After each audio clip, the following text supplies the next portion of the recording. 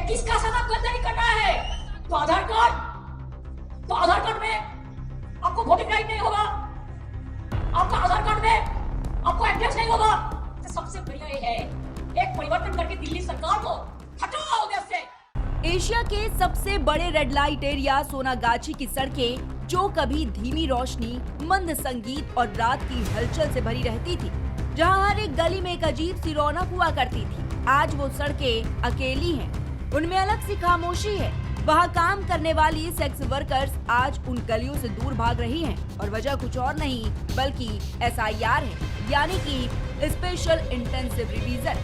पश्चिम बंगाल के red light area में पहुंची SIR की टीम। BLO को देखकर भागी बांग्लादेशी महिलाएं। बांग्लादेशी सेक्स वर्करों में SIR का खौफ। SIR के डर से सोनागाछी में बवाल। महिला सेक्स वर्करों ने लगाई मोदी शाह से गुहार। ममता दीदी के राज्य पश्चिम बंगाल के सोनागाछी में सेक्स वर्करों में बड़ी बेचैनी है। बेचैनी इसलिए क्योंकि उनका पुराना रिकॉर्ड खंगाला जा रहा है।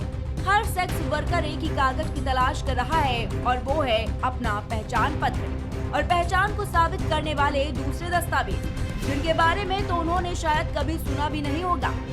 यहाँ कई लड़कियाँ, कई महिलाएं ऐसी हैं जिनके ना पिता का पता है और ना ही घर द्वार का ठिकाना।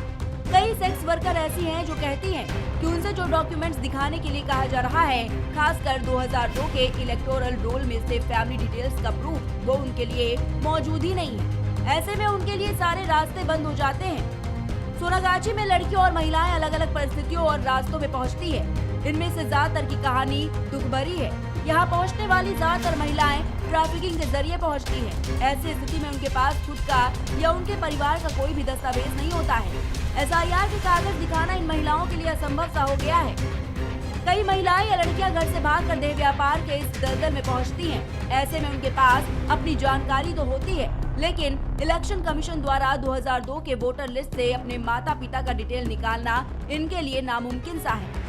सोनागाछी में कई लड़कियां घर से भागकर पहुंचती है। इन्हें अपने परिवार की जानकारी नहीं है, लेकिन वो सामाजिक दबाव में अपने परिवार से संपर्क कर साल 2002 से जुड़ी जानकारी पूछने से हिचकिचाती भी हैं।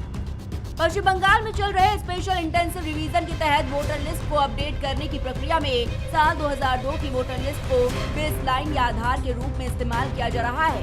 ये SIR का आखिरी बड़ा रिवीजन था। मौजूदा वोटर्स को ये साबित करना पड़ रहा है कि उनका नाम या उनके माता पिता रिश्तेदार का नाम उसी 2002 की लिस्ट में मौजूद था।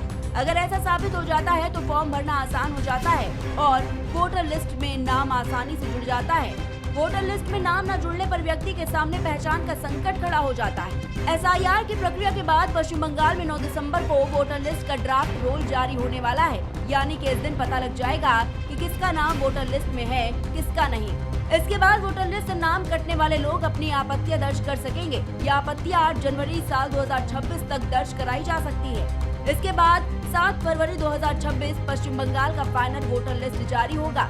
इससे पहले 9 दिसंबर से 31 जनवरी के बीच दावों पर सुनवाई होगी और वेरिफिकेशन होगा।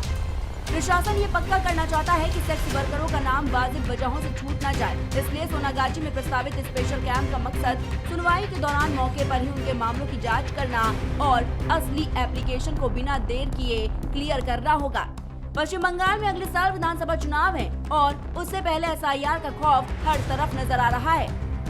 ममता दीदी के राज्य पश्चिम बंगाल में लगातार SIR को लेकर विरोध देखा जा रहा है। जहां एक तरफ ममता दीदी SIR को लेकर मोदी और शाह को खुला चैलेंज करती नजर आ रही हैं, तो वहीं दूसरी ओर इलेक्शन कमीशन का ये कहना है कि कोई कुछ भी कर ले, SIR तो होकर ही रहेगा।